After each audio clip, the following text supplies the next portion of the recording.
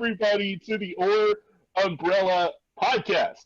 Today we have, and I picked out a word just for this, an absolutely special guest. Many years ago, I just went on you know how you go on YouTube rabbit holes sometimes, and I was searching ukulele music on YouTube, and this talented lady popped up, and I immediately became a huge fan after like listening to everything and being like, oh wow, this is good. It's midnight. I might as well listen to everything she's ever done, and so I became a big fan. Her video introductions were goofy and hilarious, and her music was unique and beautimous. She's a YouTuber, Goodness. a musician, beautimous. She's a YouTuber, a musician, a podcaster, and a sandwich eater. Her name is Danielle Ate the Sandwich, and we want to welcome her underneath the Or umbrella today. Thank you so much for being with us. Hi guys, it's nice to be here with you, Michael and Jonathan, and I'm so happy that I'm something that came out of your YouTube black hole. It's an honor. There are much worse things. I mean, I'm not like trying to give myself even a compliment really, but there are worse things a man can come across at midnight on YouTube. Very much so. Very much so. Proven and tested. You probably saved him from something awful. A deep veer in the wrong direction. All right, Michael, you want to start off with that first question, bud? Yes, we like to start off with a silly or stupid question, depending on your interpretation. Over 10 years ago, the video for Goodbye Frankie dropped on YouTube.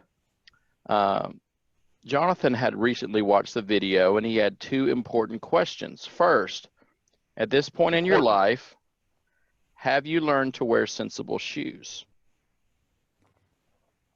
Okay, yes.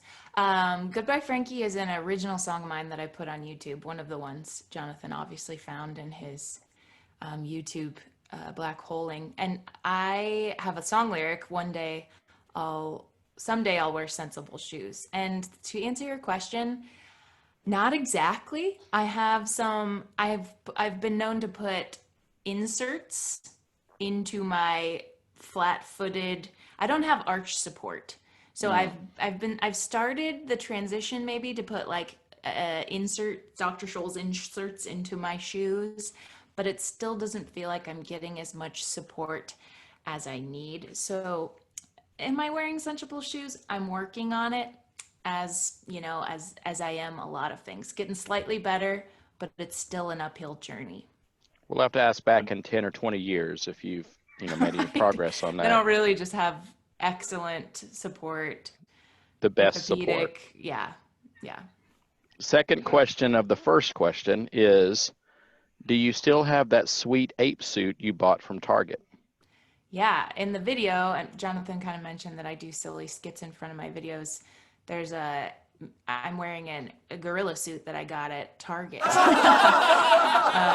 I don't even remember what I do.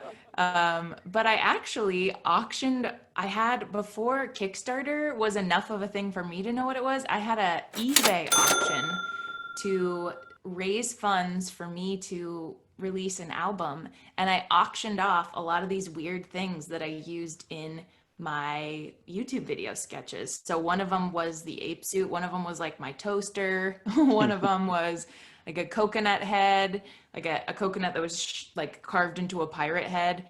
Ooh. And the ape suit was one of those that went away, and I can't remember who got it, but I want to say it was a guy in Nashville, Tennessee named Eric.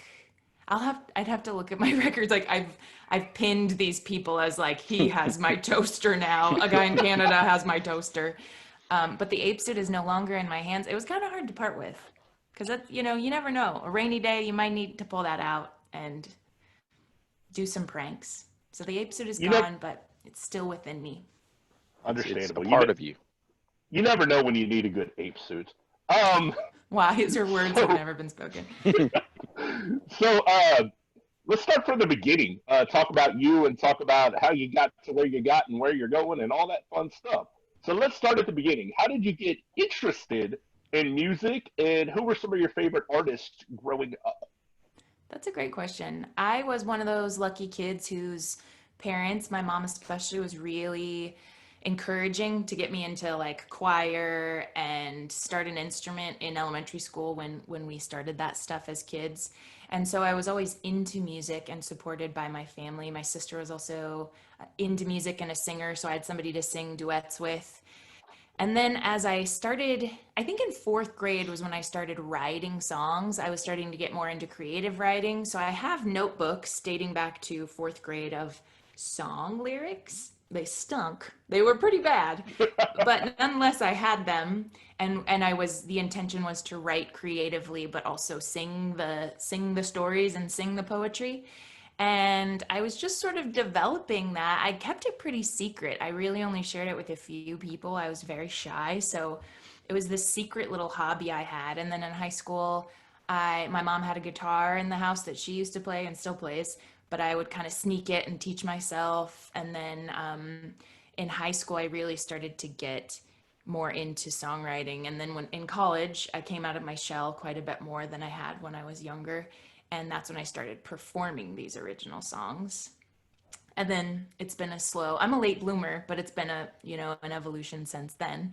And I remember the first artists that really stood out to me, like especially as a kid, were Alanis Morissette, Sarah McLachlan, and Paula Cole. Do you guys know Paula Cole? Oh yeah. Yeah. I don't want to wait for our lives to be over. Yeah. Yes. It's always a good podcast when that song makes an appearance. And I remember seeing Paula Cole especially and being like, she's a little weird. That's kind of the song she's known for, but she was pretty alternative and fiery and angry. And it was kind of important for me to see artists that weren't like Britney Spears or pop princesses, because I was also into that music. But as my songwriting developed, I started to see these women who were doing something a little more personal and challenging and interesting. And then as I got older, a big influence to me was Regina Spektor. Yeah. And then I'm a huge fan. I'm a massive Regina Spektor fan. Absolutely. So again, that example of like, she's feminine, but she's offbeat and kind of unique and quirky. And she's singing about light things, but also very heavy things. And I loved that difference and that weight. And then I actually didn't get into 60s folk songwriters until a little while after I had already been writing. But then I really got into Bob Dylan and Simon and Garfunkel and Joni Mitchell. So it's kind of funny. My interests and influences are kind of flipped. Like I got into 60s folk when I was like in my early 20s. And then, but I really got to give some credit to NSYNC. Like I was listening to a lot of NSYNC, and I wouldn't say that my music is NSYNC inspired, but they have to be there somewhere, considering how much I was listening to NSYNC as a kid. But I think that about answers it. And when I became a performer and still as a performer, I'm finding new influences all the time, musical and otherwise. But it's exciting to kind of look back and be like, oh yeah. Sometimes I'll hear like an Alanis Morissette song and be like, oh my gosh, I forgot how much this mattered to me when I was a kid. So I'm kind of like remembering them as I go also. Absolutely. And as far as the NSYNC, I've got a sister that's a couple of years younger than me, so all over the world. Yeah, they actually had a couple of good songs. They did some song like "I Thought She Knew" that was just a cappella, and they had good voices. Like people sleep on them because they were so goofy and poppy and bubblegum and everything like that. But it's crazy where we find those influences, and I'm the same way. Like I've gotten into stuff from like the 20s and 30s and pretty much every decade. I have a playlist of on Spotify that I'll listen to. There's just so much stuff that they can get to you and bring you in and suck you in, regardless of how far back it goes or how far you go back with it and everything like that. So there's just so much good music out there, especially now it's accessible. Yeah. And you can find so much stuff. From the vortex of the internet on a late midnight or something like that, or just looking on your Spotify playlist, there is so many things that you can find. So yeah, absolutely. I remember the song. It's like, what is it? Side by side, Oh, we may not have a barrel of money, maybe ragged and funny, but we're sailing along, singing a song. Yeah, that's it. That's Side it. by side. Yeah, I've heard that. I think that's actually a popular song in the ukulele like jam circle songbook. We end up playing that one a lot. So you'd fit right in. You are you neither of you are ukulele players, right? I messed around with the ukulele a little bit. I I play had the a guitar. You know, it's I had some time with it, and then it was kind of a cheap one and it broke, so I haven't bought a new one, but I would love to get back into it because I love songwriting with some kind of stringed instrument, and I would love to do ukulele because I love the sound of it, and you know, I'm a big Iz fan, you know, and yeah. just love that kind of sound. So yeah, And his daughter, who's 14 now, can play the ukulele a little bit, and very well, yeah. she's super talented. And so that legacy, our family goes back to all those instruments. Like my grandparents, we grew up with banjos in the house, ukuleles, piccolos, Mandolin, you know, mandolins, all that kind of stuff. And so we organs, all heard that stuff. everything. I think Yeah. I grew up in a house with like a piano and my mom had a guitar, and I think that's really important even if you're not like putting your kids in lessons and really asking them to go on that path, just to have them sitting around for somebody to start pickling on or anything like that. Like powerful stuff can happen if your home is just filled with some noisemakers. Oh yeah.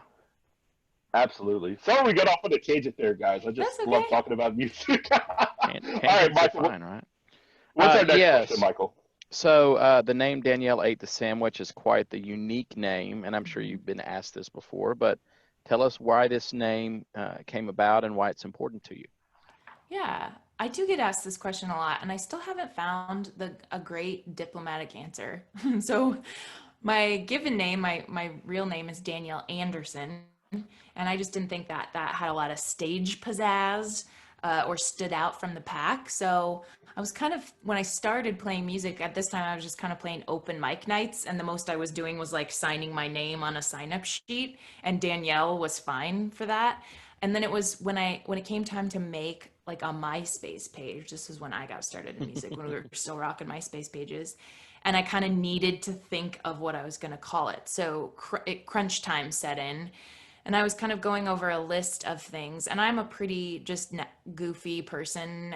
I can't really explain why. I just tend towards the ape suit Yeah. than like a dignified pantsuit. And so I was like, oh, it'd be fun to include food somehow in my name because food is fun. It's like easy to find pictures of it. It's visual. It's delicious. And I admit that I thought pizza was a cooler food. Like pizza's the coolest food. But Danielle ate the pizza didn't quite sound right. And I was like, I'm not really a pizza. If I was food, I don't think I'd be pizza. And then I was kind of going through the pizzas and I was like, how about sandwich? Danielle ate the sandwich. Okay. And there's nice symmetry with Danielle and the word sandwich as kind of a songwriter. I liked how it Hmm. sounded. And then it's like sandwiches come in all shapes and sizes. They can be expensive. They can be affordable. They can be made at home at midnight. They can be packed in a lunch. And it kind of started to feel like universal and friendly at the same time, wacky and totally off the wall. And I think when I picked the name, I didn't think that it would become a thing. I was like, I'm doing open mic. I have a few original songs. I'm going to start a MySpace page. I wasn't assuming that years later I would file my taxes as Danielle ate the sandwich. And then here it is. I have it on like my business credit card, and I kind of love it. I love it. It's wacky and weird. And it's, if you don't want to like draw attention to yourself, or like when you meet your boyfriend's parents and you have to kind of explain it, it's like, oh, I should have just gone with like Danielle Andromeda. That sounds a little more dignified. But it's kind of, it's really important to me because it really sums up who I am. I think it's like, what? Like Danielle ate the sandwich. What? I've heard of that. That all makes sense. But why would she do that? And I think that kind of summarizes my humor. It's like it's all accessible, but it doesn't quite make sense or line up in reality. So it's a little jump into the out of the ordinary, I guess. Was that a good enough Oh, that's answer? a great It answer. was a Yeah. long Perfect one. answer. No, that's No, perfect. it's great. It's great. My nickname for a while, for some reason, was the Big Chicken Mama. Um, my He's had my No many, many explanation needed. nicknames. Yeah. exactly. My Ukrainian friend came up with that. I'm like, okay, we'll go with it. Big And he Chicken just Mama. came up with it. Yeah, she was just like, hey, hello, you are the Big Chicken Mama, and I'm like, okay. And she just kept calling me that in front of everyone, and everyone thought it was funny. So I'm like, okay, sounds good. Okay, there it is. I think that's also perfectly acceptable. Like, not all good names or nicknames have good stories. And I think, especially when you're coming up with a band name or a project name or like a website name, sometimes it is just a list or like somebody said something and you're like, that doesn't really correlate to what we're experiencing here, but let's just use that. Somebody said blue tulip, so let that'll be our business name. And sometimes it's magic, and sometimes it's just like deciding on something and picking it and being like, I guess we'll go with this for now. And then the URL sticks. And then you're buying the domain name, and then the IRS has you filed as Big Chicken Mama. And it sticks forever. You're stuck with it. But Forever Yeah. and ever and ever. when I heard that name, I'm like, this is immediately an interesting person. Like I knew that immediately, and I almost got an idea of a little bit of your style just by hearing that, because I know that I like this kind of music. Like this is my jam right here. I know it's kind of weird, but I have a whole playlist on Spotify that just says chick music, and it's every girly, you know, group that you can imagine, every like individual, kind of quirky songwriter, singer-songwriter that you can pick from the 90s on up, and that's just my thing. So when I heard that, I'm like, oh, she's got to be great. And at first song, I'm like, oh yeah, yep, this is perfect. This is exactly what I thought. So not to label you, but it really does fit your personality. So I think it's a great name. That's great. I'm glad. Sometimes I wonder because the name sounds a bit silly, and I think my music can be silly, but it also can be serious. So there's Yeah. always that like, will people give me enough time to show myself both sides to them, or will they just be like, she's funny? And yes, that's great. That's great if that's your first impression, but I think it's loaded for me. I want there to be many layers, and as life is layered and our experiences are layered, so there's like a little bit of cleverness and comedy, but also some depth and some emotion. And I don't know, maybe that's the layers of the sandwich. Am I trying too hard There now? you Am I go. making it all a metaphor? I do that a lot. I'm just like an analogy. It's Yeah. like the beach. It's like the shore on the beach, and everybody's like, it didn't need an analogy just then, Danielle. No, it's But true. And, Anyway, but to the people who get you, that's what matters. It's the people who get you. right? They're your gonna be your fans anyway.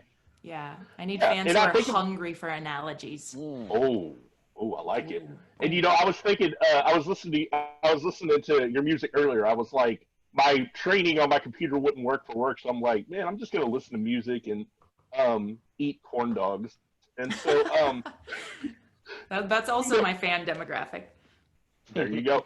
And so, I was listening to the song "The Terrible Dinner Guest," which you made a cool video for a little while ago, and that's kind of, because there's a lot of silliness in the song, but I don't know. To me, I was listening to it today, and I was like, all right, I'm going to interview this lady today, and so I'm like, man, that there's something about that, about like anxiety and self doubt, and there's a lot to that song in particular, and a lot of your songs. It's just kind of like a lot of things all wrapped into one, and it kind of takes you on a ride. There goes my my earphone bud thing, but it was I don't know. To me, that's kind of what you're talking about in your style. It's a lot of things wrapped up into one. It kind of takes you on a journey, takes you on a ride.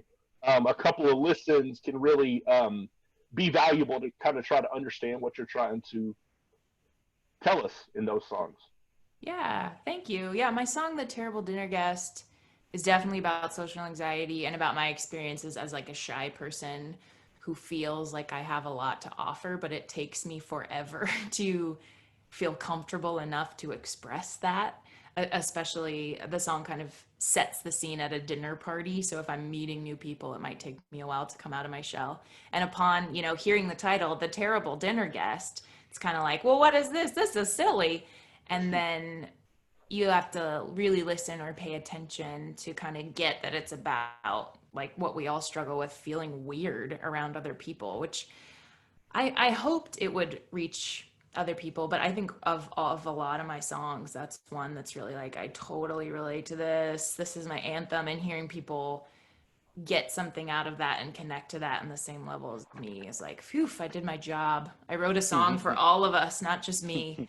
And so, but yeah, thanks for noticing that and like listening a little bit harder. I think it's always good to have music that like on this level is nice. That's the great thing about music. It sounds good or doesn't, but like if it sounds nice, it sounds nice. And then on the deeper level, it's like, oh, but the artist is doing this. Oh, and the lyrics mean this. Oh, and I'm feeling this way. So it's cool when people can go into those deeper layers of the song or the sandwich, if you Exactly. will. Exactly. All right. So next question we got. You've been doing YouTube videos for over a decade now. What prompted you to start a YouTube channel, and tell us about how you came up with the idea to kind of do skits before songs initially? Yeah, I was really lucky to get onto YouTube like right before everybody else did. When like Hmm. there was a kind of a glorious time around 2008 or 2009 when you could put up a YouTube video and there wasn't a million billion other people doing the same. And what prompted me was honestly seeing other songwriters who were unknown-ish at the time, or just underground or undiscovered, um, and seeing them put up videos and post their songs. One of the ones my friend showed me, some Julia Nunes videos. Oh yeah, she's great. She is great, and so he was like, look at this girl, she makes songs too, and she made these YouTube videos, maybe you'd want to do that. And I was like, oh yeah, maybe I would. And this was around the time that I was starting to do open mic nights, so starting to get my performance legs and get over some of that scariness. And it actually felt more comfortable to do a video to a camera as opposed to an audience of people. I was like, well, this is a little more relaxing to me. I can be myself. And the idea to do the skits in front of them, I don't know where it came from. It was just like I had to do it. I always have ideas in my head and I love comedy. So it was just an excuse to get two ideas out at one time, like two birds, one stone, kind of, well, here's something silly to put in front of a song. And in a way that I think worked out, it was kind of a defense mechanism. Like, I'm going to be silly and wacky, so that if people don't like my songs, they don't think I'm taking myself too seriously, if that makes sense. So I was kind of like, you break the ice or like do self-deprecating humor because you feel a little insecure. And at that time, I think I was definitely being like, look over here. If you don't like that, look over here. But if you don't like that, you can also look over here. Danielle likes a sandwich. I don't know. And I bless that little 21-year-old who was doing those things, because it kind of ended up being my format, and it became a very productive way to show both, to show two things I'm interested in, and sides of my personality that I think really got me a great group of fans who not only liked my music but also liked the weirdness and the personality. And so that's another one of those things. I just like, I was young enough and kind of free enough. Do you guys ever miss Yeah. being young and free and you weren't like, Yes. what am I supposed to do? I was just like, I don't know what the heck I'm doing, so I'm going to do all of it. And it ended up being like perfectly beautiful. And now I kind of wish I could like not know what I was doing a little more so I could Hmm. just do it instead of worry about doing it. I was talking to. I have like this is a time in my life, like September 21st, 23rd, 26th, and 30th are the birthdays of some of my best friends that I've known pretty much all my life, and I'm still talk to, on a weekly, daily basis sometimes. And so it's a special time for me to where I can celebrate them and think about them. And I totally forgot, like, one of my friends, it's his birthday today, and one of my other friends brought it up and said, "Hey, you remember the time where we drove backwards through a McDonald's drive-through and like the person in the passenger seat like ordered and we got like, two 50-piece nugget deals or something." It's just like that carefree time in your life where you do absolutely absurd things, and there's no way I do anything like that anymore. And so it's cool for you to have that documented and for people to be able to see, and for you to be able to see, um, the carefree version of yourself that you really long for, and to be able to look back at that is it's got to be a very cool thing. It is, yeah. I'm eternally grateful for choosing to be a songwriter because all of these songs are sort of like my journal entries or my scrapbooks. And even Goodbye Frankie, that song you mentioned at the beginning of the interview, I was just kind of looking through that song again, the lyrics, and it's all about like feeling young and like I have no idea what I'm doing or how to be a woman.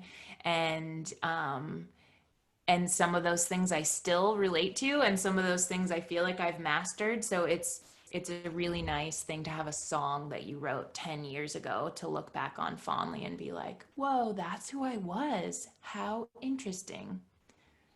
Life is Absolutely, weird. It is. it is. Michael, you got the next question, bud? Yes. So speaking of songwriting, songwriting is something we've both done in our lives. Jonathan and I both. We relate to that. You know, I think one of my first ones when I was in my 20s was called, it was just Spam. It was a song about spam because I loved spam and everything related to it. And I had done research on it, and it's kind of an Irish song, you know, so that if that's who I was, then it kind of gives you an indication of my roots, where I came from as a songwriter. So I don't think there was any extra layer to that song. It was just about spam, before it It was became an very, internet thing. very directly about spam. I remember Very that one. much. It There's no describes its hidden meaning. origins. It's, Jonathan I and love that. yeah, it was just what I did. So as songwriting is something we both done in our lives, we're interested to know what's your process in writing music and finding inspiration for new songs. Talk about the personal sort of writing process you go through. Yeah, the personal process is usually an emotion or an experience is kind of I'm absorbing it, I'm going through it, or I've just come out of it, and I often think, oh, I keep thinking about this. I think I've got to write a song about it. So something that gets stuck in my head or my heart, my remedy is often, this isn't going away, or this is entertaining me, or this is frustrating me. I probably need to get it out by way of creating a song about it. And usually in the past, I think my songwriting process has changed since I've done it more and grown up and honestly become more emotionally stable and mature. When I was younger, I was very, you're like, somebody said something to me. I'm devastated. My life is over. So it was really easy to come up with song material, I think, because everything was affecting me very deeply, whether it deserved to or not. Kind of like a Taylor Swift thing, Yeah. just Yeah. I'm going to write about my boyfriend and what he did. Yeah. And I'm going to stand up for Taylor Swift and say she absolutely did that when she was younger. And I think it's Hmm. very interesting for me as a woman who's also growing to observe her evolving. And I think like people who hear her music have yet to catch up with her evolution because I think she writes about a lot of things other than like relationships, and that's kind of where I am too. Like I started writing mostly about heartbreak or uh, somebody who got away or somebody who I wanted but didn't happen, and da da da da da. And then as you grow up, you write different things. And I think the technical process for me starts in different ways, but it usually comes as like I have a phrase and then I sing the phrase and then I go to the instrument and try to like pick out the right chords for the phrase. And then when I have the chords, play them over and over and over again and try to come up with more phrases. And then after learning more about songs and songwriting and song theory, like then going, okay, what other chords fit in this progression? And then sticking those in and trying to build the skeleton of the song. When I was younger, I didn't really know enough about music So I was just using my ears and being like, I don't even know what chord this is, but these fingers in this pattern sound good to me. And again, I think that was beautiful, where like I wasn't trying to fit into music theory. I was just creating it. It already existed, but I didn't know it. So I thought I was like, inventing a new chord, and then I look it up later and it's just a G, like up the fretboard, and I'm like, oh, I think I just invented a new chord, and it's just G major. And so inspiration for me has been different as I've gotten older. I was really lucky in the first 10 years of my career. I released 7 full-length albums of original songs and like a Christmas EP, and I did a side project where I released, I think, 4 dance club like electronic music songs. And so like I was writing, and then kind of all of a sudden it slowed down and it stopped. And it's not that I can't write a song, it's that I'm having trouble like truly connecting to what I want to say now. And I think that's because I'm growing up a bit and my process has changed and my perspective has changed. So I'm still kind of waiting for the next phase of inspiration to come. Is it boyfriends now? Is it relationships? Is it heartbreak? Is it activism? Is it insecurity? Yes, it's still insecurity, to be honest, but it's different now as a grown woman who's developed some coping skills. So I don't know how you guys have felt as you've gotten older as songwriters. I'm sure it's changed and maybe it's gotten easier or harder, but for me, like kind of like I said about the ape suit or the, driving backwards through the drive-through, it's like now I'm thinking about it a little too much instead of just letting it be. So part of my practice now is like write it, get out of your own way. If it's not the song that like says exactly what you want to say, you can let it go, release it softly, put it away for the time being and come back and work on it again.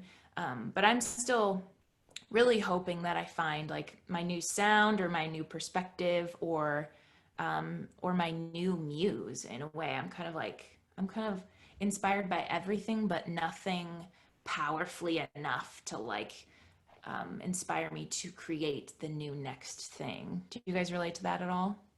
Oh yeah, Yes. yeah. You know I what? had a. Go ahead. Sorry. I know. I Oh, had a thought like yesterday. I was like, you know what I'm gonna do, because I've never like released an album or something. Michael has done more of that. My dad and my brother, my older brother, both. My dad was like a touring a cappella group back in the day when we were young and stuff like that. My brother, our older brother, has a band and everything like that he had up until recently, and mystery um, soda. Mystery Soda. And so like I thought, I was like, you know what I'm gonna do? Last night I couldn't sleep. I'm like, all right, 2 o'clock in the morning, Jonathan thoughts. I'm gonna write an album and I'm gonna make it, and me and Michael are gonna do it, and it's gonna be like every decade since 1920, we're gonna do a song in that style, and Cool. just that's gonna be the album. And like something goofy like that. Like I have those thoughts, and I I guess for me, like both me and Michael are married. I've been married 8 years. Michael's been married 20 years, right? I'm an old man. Yeah. I'm really old. So yeah, I'm ancient. I'm in my 30s. Michael's in his 40s, and so yeah, I guess like getting married, being stable, up until this year when the pandemic hit and I had so much more time, I the inspiration just wasn't there to write. It was just like, my life is steady. I've got a steady job. I make pretty good money. I'm doing this and that, and then everything crashed down. I don't have my job I had anymore, and so everything is like, okay, creative, and so I think this is a time in everybody's life where they can look and reflect and kind of get their juices flowing again, because everything is so stagnant and stale, and people are just pining for something new, because the music industry, the entertainment industry is just at a standstill now. We're still waiting for like Mandalorian season 2 and something to happen. Black Widow was supposed to happen like half a year ago, and I've been waiting on it because there's no Marvel movies, and so I think it's a time in our lives right now where we have that opportunity more so than ever to really get things revved up again and kind of find ourselves and who we want to be and what we want to do. Yeah. Yeah, I like that. And I felt a little bit more, even though everything is kind of a crazy panic, I felt like a little more time to calm down and look inside and think about that. So in a way, this COVID pandemic time has been kind of a blessing to my creative endeavor. What I'm doing right now, really low key, is just trying to write for 10 minutes a day and then like Mm. seeing what that inspires. And it's, I've only been doing it for like 2 days, guys, so I'll let you know how it goes if I can keep it up. But what it's ended up doing is making me look back at some of these older song lyrics that were like half started or kind of finished or just needed one more line. And it's like, holy cow, I have a lot of material here. There is stuff that I've made that I could like um, buff up and put out and be inspired by. And now is such a good time to like release music and content that could connect us and make people feel comforted. And this experience that we're feeling is really wild because a lot of it is universal, even if we're experiencing it in different ways. And but we're all going through it, which I think is a unique thing because there, I don't think there are many experiences like that Mm. like everyone on the planet can kind of say, oh yeah, when I was alive during that year, so I remember that time. But yeah, I can't wait for your album. I think the idea of doing a song inspired by the style of a decade is a great idea for an album. I think he's And been Michael, we got watching a lot of postmodern jukebox, so. But well. this first time I heard about it, but I'm all for it. I love collaborating with Jonathan. That's the reason we do our umbrella podcast is we wanted to do something together as brothers, and music has been a big part of our lives. And I wanted to say back to your question about inspiration and where it comes from is, as I grow older and as life happens, I think the things that are most important to your life, they become your inspiration, and your songs are sort of a continuous story of your life. So I have 4 kids, and every one of them I've written a song for. And so, but each of them are different depending on my relationship with them. My son, he and I are both goofy and ridiculous and weird. He's uh, 12. He'll be 13 soon. So I have a goofy song that I wrote for him. My littlest, she heard a song that I was playing one time. She said, "Daddy, did you write that for me?" I'm like, "No." So I went and just wrote her a song, because I felt bad, but and it was the emotions that were going on at the time for me. And so I think it's your songwriting, it matures and grows with you because you become a different person, and that story and sort of that storytelling is a big part of who you are. And it's like it takes your soul and it takes your heart and your mind and it throws it all out into your song. And when people connect with that, I think it feels like they understand you a little bit more. And there's a lot of value as a songwriter when people get you, because then you feel like you've contributed something special for them because they can share in that experience. And so it's such a great way of storytelling. So that's one thing I love, that Absolutely. you have that storytelling uh, sort of attribute in your songs. And I think people really connect to you as a person and appreciate who you are. So, Yeah, thank you. Beautifully said. And I agree. It's the gift that keeps giving and kind of keeps flooring me to realize that my songs are being heard by people I know will never meet or will never even, check in with the Facebook message to say, "Hey, I really like your song."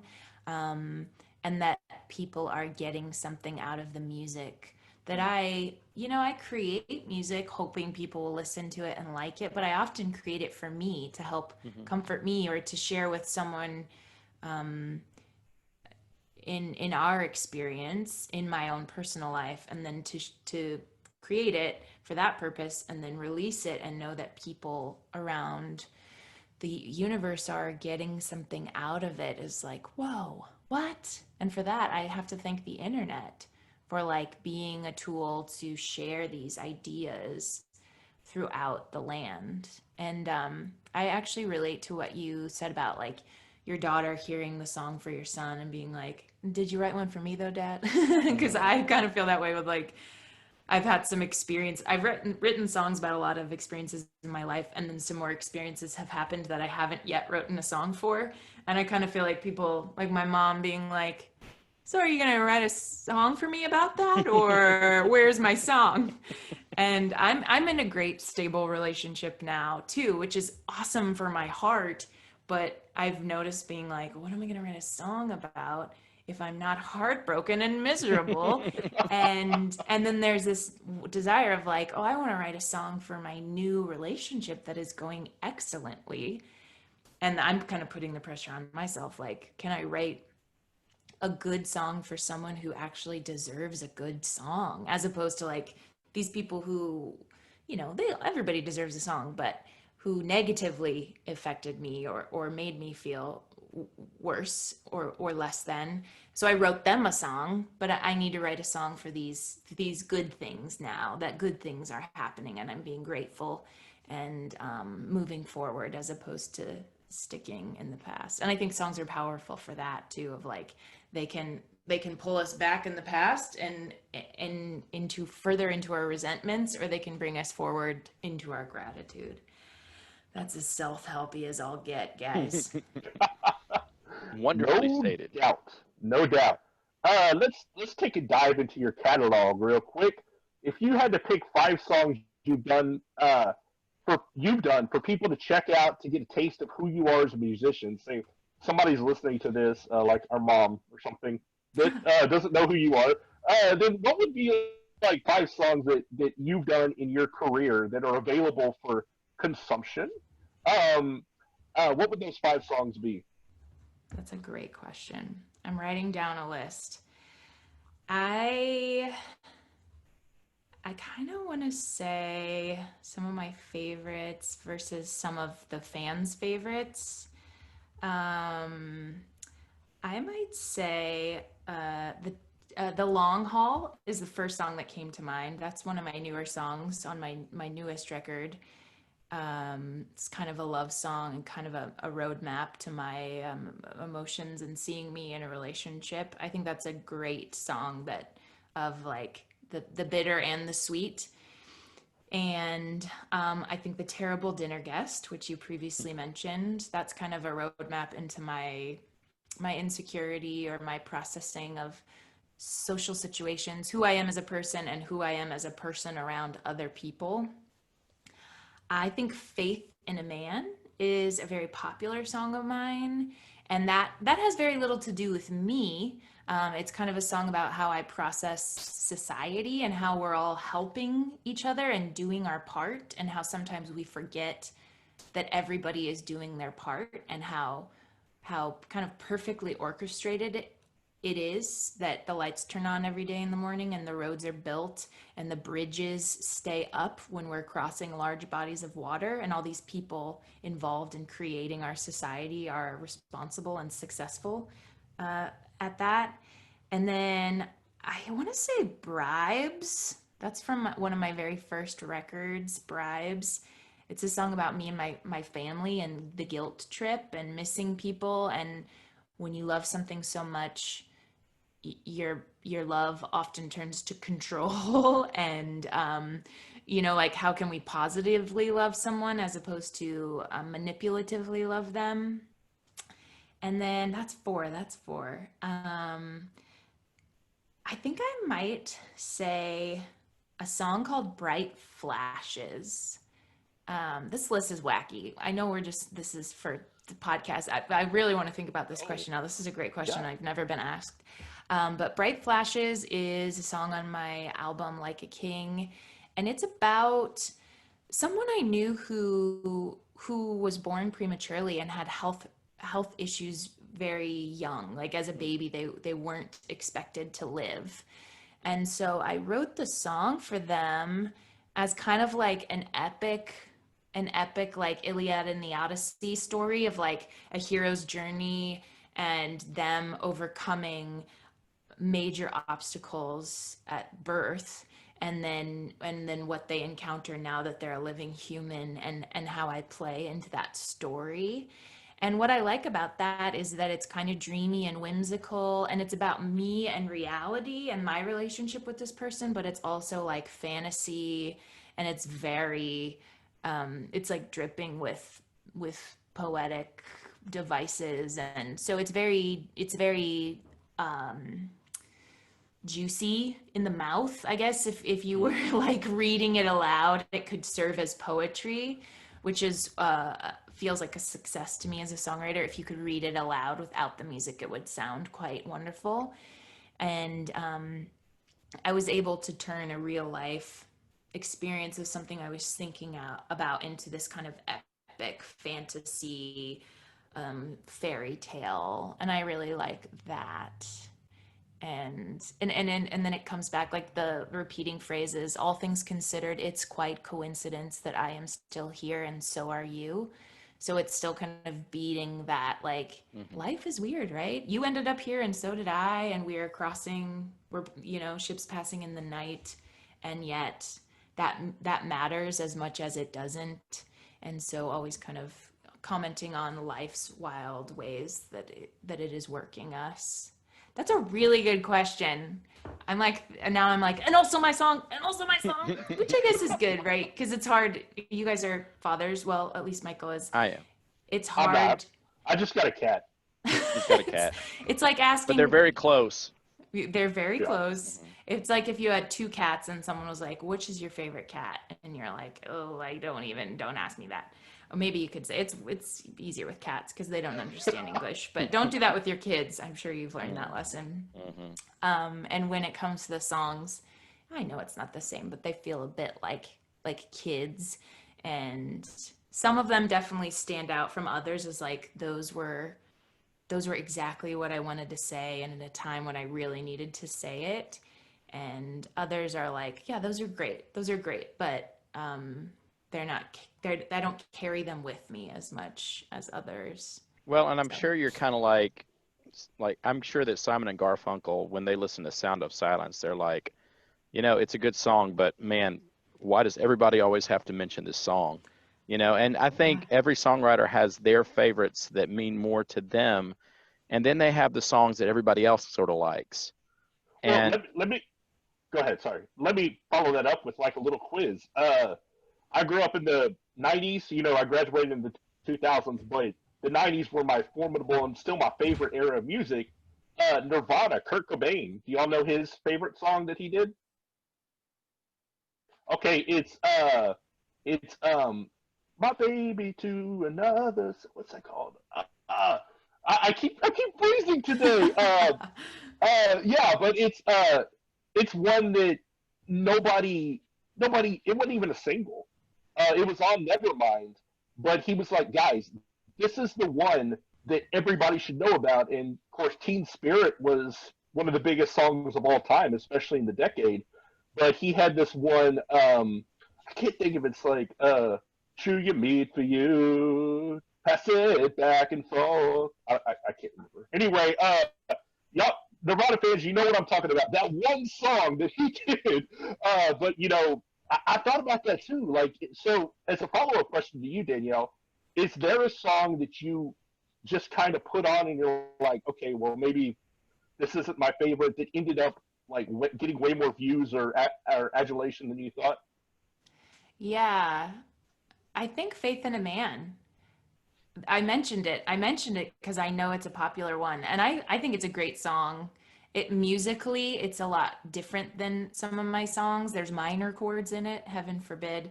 And we made a music video for it, and it's fast paced. So I think it's very popular.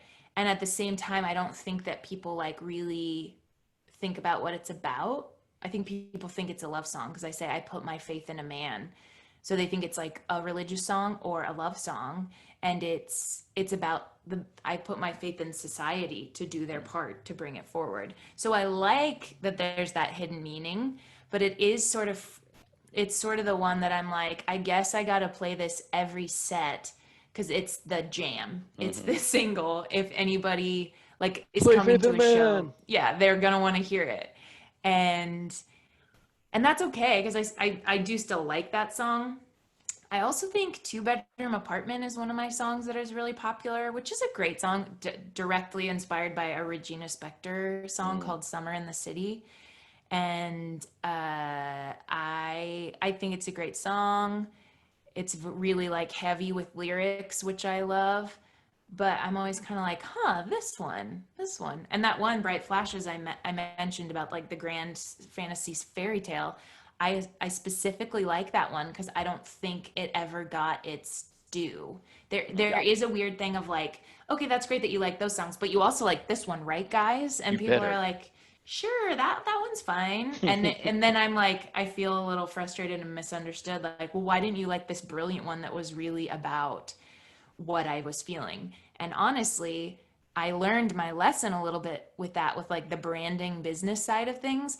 I made my 2016 album and music video single, The Terrible Dinner Guest. I made it the title track of the album because I really wanted people to like and listen to that one.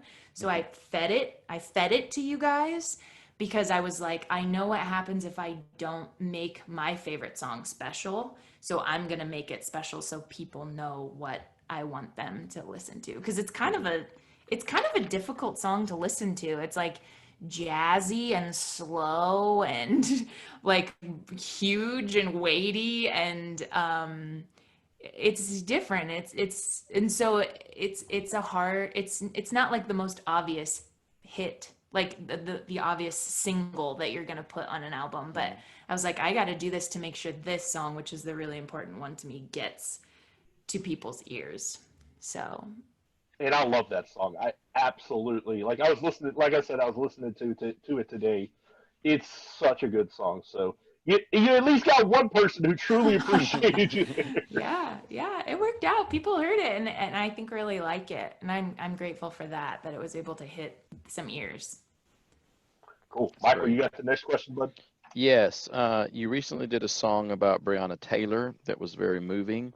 Tell us about that song and what it means to spread social messages through music. Yeah, I wrote a song for Breonna Taylor, who, if I feel like I hear that name so often, but I know there are still some people who haven't heard about her. She was a young woman in Louisville, Kentucky, who was killed by police when they entered her home on a no-knock warrant. Um, and I think recently her family was offered a settlement in the case, but the police officers have still not been, they've maybe been let go, but not um, taken Arrest. to Yeah. arrested or investigated. I don't even think the situation has been investigated. And so a lot of people are calling for justice for her because it just feels like one of those situations of like, you can't give somebody money and not justice and not the fair trial and all of these things. So I think there's so many important racial awakening, like a Black Lives Matter movement and police brutality. And for me, my eyes are continually opening to the injustices in this world. And I've had trouble, honestly, writing songs about this issue or many political or social issues. But for the case of Breonna Taylor, I really sunk into her story as a person. Sometimes I think we hear these people's names on the news and we don't do them the service of hearing about who they really are as people.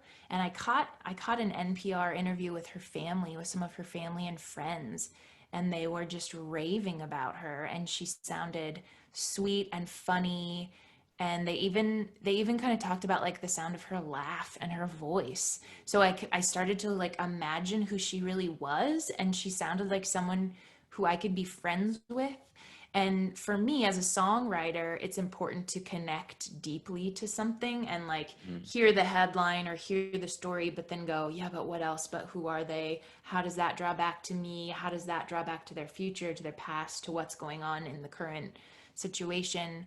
And I wrote that really fast and I put it out immediately so I couldn't let myself worry about, is this finished? Is this good enough? Do I have any right to speak about this person I don't know? And as a white person, do I have the right to try and tell this person's story? And those, I think, are important questions to ask, you know, sitting in my own privilege. But it's also like, at a certain point I got to not care about that and go, I wrote a song for this person who has affected my life, hearing about her story.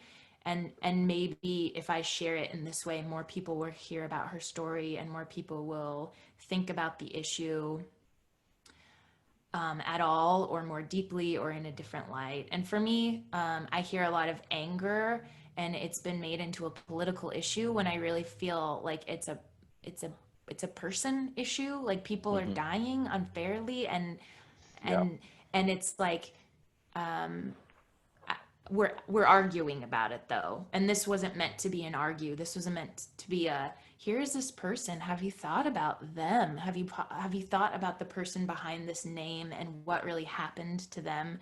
And could that be another door for us to walk into, to experience this thing that's happening? And could it move us in a different way, to kind of come at this in a less argumentative angle? Like, why are we mad? Everybody's so mad. It really stresses Yeah. me out. I'm Yeah, it is. an empath, so I'm a songwriter and an empath, so I'm just like constantly feeling the anger from everyone, and I'm torn between like commenting on it, or just like leaving the internet altogether, or standing up for people, or like not even giving people the time of day. So the fight for justice is a difficult one, and I commend anyone out there who's giving it a shot, because it's really hard. And thank you for asking about the song. It's called Have You Heard of Breonna Taylor? And I really just kind of asked that question, and just that I see the hashtag say his name, or say their name, or say her name a lot, and I think it's really interesting to just say the name, say Breonna Taylor out loud, and like, that forces me to think and connect to this person who lost their life and didn't need to. None of Well, those people needed to. and I listened to the song, and I thought, what a great angle, because you talked about her as a person. And Yeah. I think on both sides, sometimes when you get into these social issues, it's the person is left out of the equation. It's the fairness of this, or it's the unfairness of that. And those are important questions, to be sure. It's important that, everybody is treated equally, that people's rights aren't taken away, that someone's not, indiscriminately killed for no good reason. But I also think it's important to humanize people, and to recognize that all the people, both the policemen and the victims of these things, they're all human beings that have stories, that go through these things. And she was a soul that was just lost and taken out of the equation, for no reason. For there was Mm-hmm. no good reason for her. And so to hear her story in your song, I think it made such a difference. And Jonathan and I were both in ministry, and I do a lot of funerals. And it's sometimes sad, because you're trying to somehow, in a few words, contain a person's entire life, and honor them, so that they're remembered by the people that love them the most. And it's such a difficult thing to do, to try and say, this life was super important, and this is why. And you don't need to forget it. You need to remember it, and you need to take it with you. And so I think song is such a great avenue for saying, this woman, she had a life, and it was important, and she had family. She still has family, and she's still an important part of their lives. Don't forget her. Don't forget that she's a human and a person, and that she mattered, and that she had all these great qualities. And don't just gloss it over because she's part of the news. So thank you so much. I really enjoyed that song in particular, because it really spoke to what the real issue is when we deal with these things, that these are people, these are Americans, this could be you or me, and she matters. So thank you for that. Absolutely. Thank you. Thanks for asking about the song and for letting me be able to talk about it and having a conversation about it. Um, and to be just totally honest, I was nervous about posting it. not because of how I knew I felt about Brianna and the issue, but I worried that there would be some clapback from people who thought it was a political issue or couldn't see that I was trying to humanize this person's story. And I'm still working to on the bravery and the morality of doing the right thing and using my songs and my voice to do the right thing, even when it's really difficult. Because these people, Breonna Taylor and these other folks who have been who are, you know, names in the news, but they are fathers and mothers and sisters and EMTs and we, it's just a shame that we kind of forget that there's a story behind the news. The news, give it a break. The news, take a 2-hour break, guys. That's right. Walk around the block. And you know, as somebody who you know, has me personally, like I know two people who ended up on like A&E like murder specials, all in the span of like, you know, a short period of time, like. And to hear like, you know, and I've had people who I've cared about who ended up in the news for bad reasons and have done some rough stuff, and even in those situations it's like, yeah, they did bad stuff, but there's more to this story. Like there's a lot. And so whatever it is, that news, we have this tendency to be like, you know, you look at a news article on YouTube or Facebook or wherever, and they're like, well, I hope they burn in hell, or I hope they do this. And it's like, oh, like, you don't understand. Like, there's somebody really, really broken up about this. There's someone devastated about this. And so it's important we have those conversations, and music has always been and will always be a way to bring those things to light and to spark those conversations. Absolutely. Indeed. Absolutely. Yeah. This is kind of a comment on society, but I think in general, we need to hold each other to a high standard, but I think we sometimes expect people to be perfect, knowing full well we're not perfect and we've made mistakes and we've had dark paths and we've learned from our errors. And it's funny that we hold, I don't know, others in a way that if they've I think we need to work on admitting we've done something wrong, apologizing, and accepting apologies, and working on like productive plans to move forward and forgiveness. I don't know. It's hard out there. Because then at the same time, there's some people who need to do better or try harder, and then there's some people who need forgiveness, and then you know, there's a lot of people and we're all doing different crazy things. We are just, I hope we're all doing our best, but I don't know that that's necessarily true. I think for artists too, we get caught in the middle because we're usually unifiers. We're not typically people who want to cause division or to cause problems or to yell at people or whatever.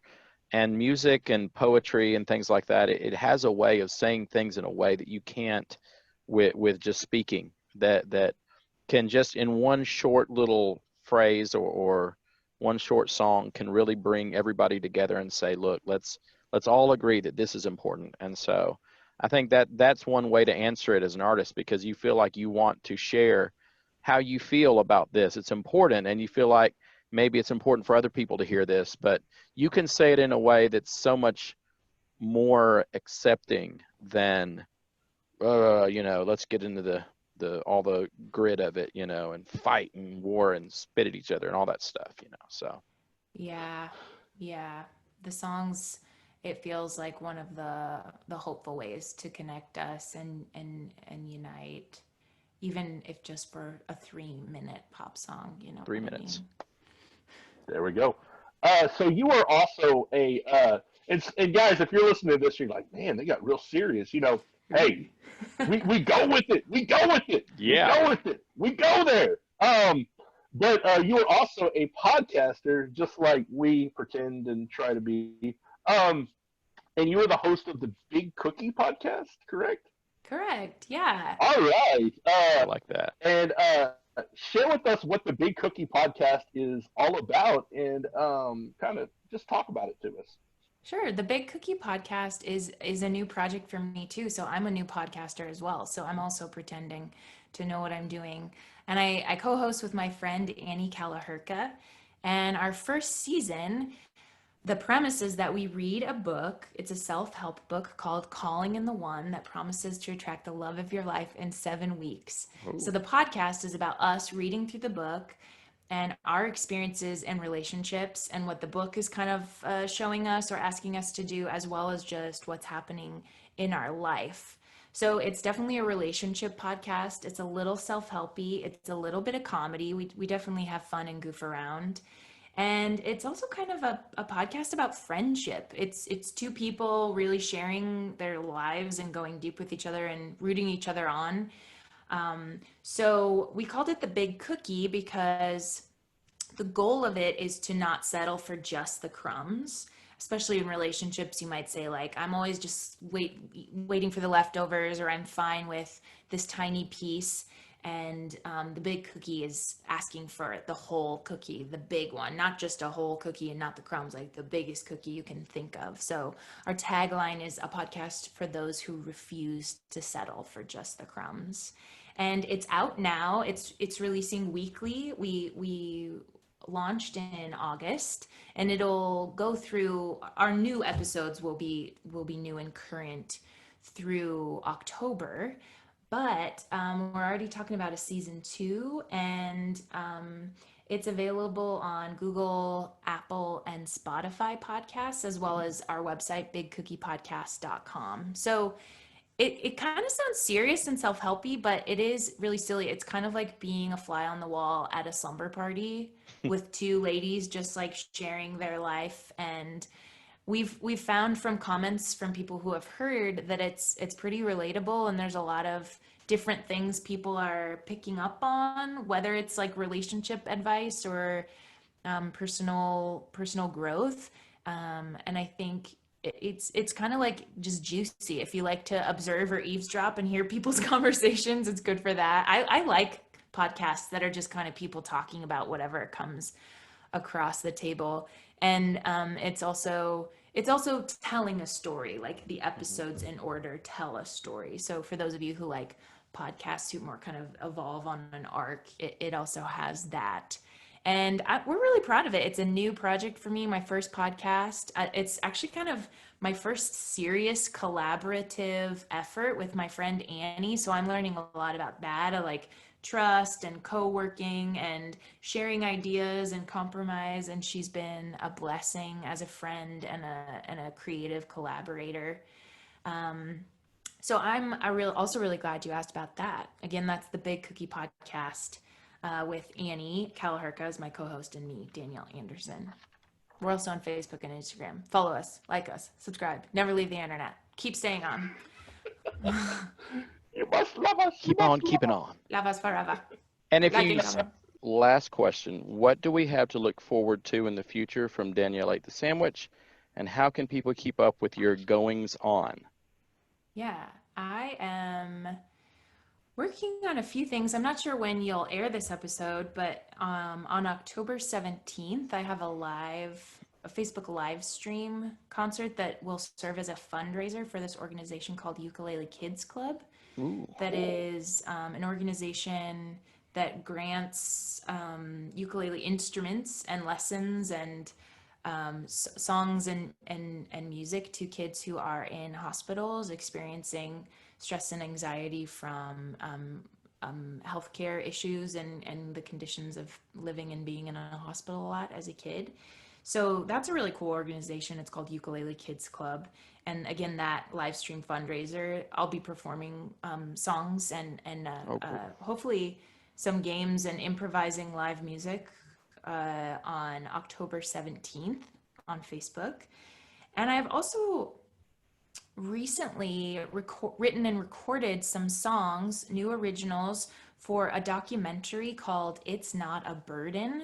They have a website, itsnotaburden.com. And these are filmmakers who I've worked with before. If any of you are familiar, I wrote the soundtrack to a documentary in 2015 called Packed in a Trunk, The Lost Art of Edith Lake Wilkinson. These are the same filmmakers, and they've created a new movie that's a documentary about grown kids caring for their elderly parents. Oh, cool. So like people in their 30s, 40s, 50s, 60s caring for their elderly parents in their 80s, 90s, 100s.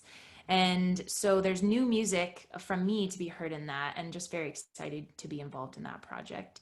And other than that, and drawing back on what we've kind of said about writing, I don't know. I'm always have like events to talk about and projects. I'm kind of a habitual project haver, but I'm really hoping to connect deeply into my songwriting again, and that might take some time. So I don't know if there will be new music, but there will for sure be new YouTube videos and songs for projects and fun stuff going on, especially on the internet. And I usually try to keep people up to date on how my process is going, especially my patrons, which is a site called Patreon, where fans can kind of fund the work of the artists they love on a different, more connected level. I share a lot of these struggles with writing and what I'm going through with my patrons.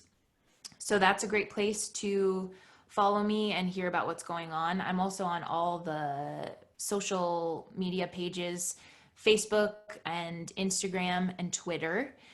I'm very commonly active on those. And I also have a YouTube channel with tons of videos, which is where Jonathan first found me. I have over 200 videos right now of original songs and cover songs. Some of them have wacky skits. So there's lots of content up there right now. And that's a great way to get into my music. And then I have properly recorded albums as well, if that's more your style to listen. And I'm on all the streaming services. So you can do that, or if you want to be a great supporter of the arts, you can download, even to download one track for $1 and then stream your life away, helps artists more than just streaming. It's amazing, kind of the value that you get per stream as an artist who has content on Spotify or Apple Music, say. So think about that to your listeners. If you love music, it actually means a lot just to download like $1 track, or if you listen enough to download that whole album, even if you still plan to be listening on Spotify. That money comes back to the artists a little more tangibly than the streaming revenue does. So that's my answer to your question. I went all the way around to my streaming revenue lecture. Perfect. So I'm on my high horse. Oh yeah. Now, before we go, guys, I am so excited about this because I was telling Danielle while we were corresponding and everything, one of my favorite songs of all time, not just from her, but of all time. Like, I have this Spotify playlist that's called Favorite Jammies because it's my favorite jams, my favorite songs. And it makes me feel comfortable like favorite jammies. And so, I got 3 of your songs on there. Gone, Goodbye Frankie, and Some Other Girl. And Danielle has been so gracious to agree for the first time on the Umbrella podcast. We have a live performance, live as we're recording this, from Danielle Ate the Sandwich. And so we'll bow out, and she's going to perform Goodbye Frankie for us right now. Yes. All right. Thank you for letting me perform. It's actually great to get out and talk to people. I know I'm not getting out, but you know what I mean. Talk to new people and to get to perform a song for you. So this is Goodbye Frankie, that song that Jonathan mentioned at the beginning of the podcast. It's a song about insecurities and figuring out how to be a woman, whatever that means to me. And it was actually inspired by a dog I met in New York City who was, there were 2 dogs. One was very well behaved and Frankie was not. And she was kind of getting into trouble, but she felt very powerful, like she was doing her own thing. So I was observing these dogs and I was like, this dog has a better sense of self than I do. I want to be like her someday. So this song is for her, a little dog who knew herself. And I'm hoping that someday I will be that dog too. So here's Goodbye Frankie. I'm going to take these out.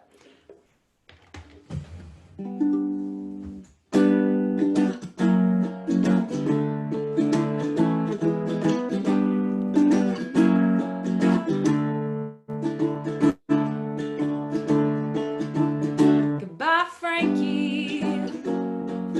More of a lady than I'll ever be. So come lay your blankets by the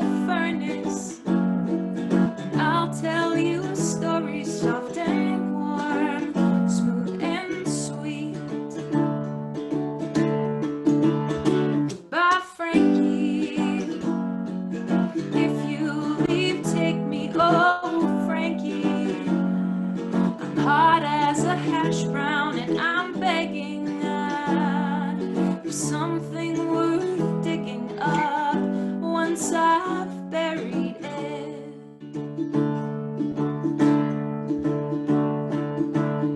Francis, you know the right things to say when you're stuck like mud in an awful situation, and dressing for parties you're daft as a debutante.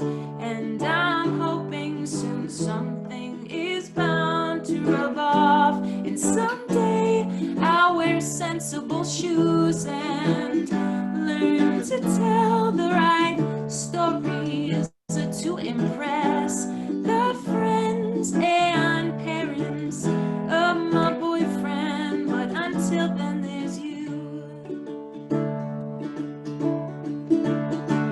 Bye, Frankie. You know your rights from your wrongs, and I'm trying to see the lines drawn, but I'm human, reaching too far just to try and touch something new.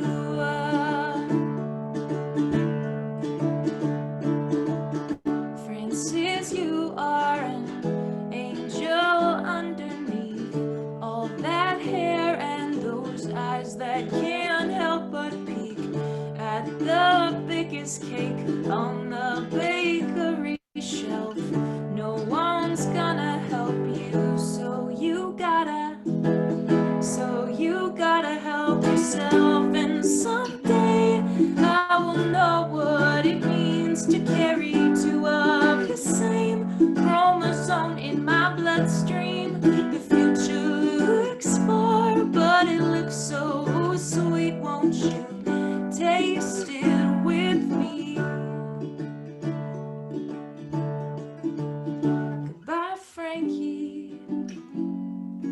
You're such a lady, oh Frankie. If you leave, take me, I'm begging for something worth digging up.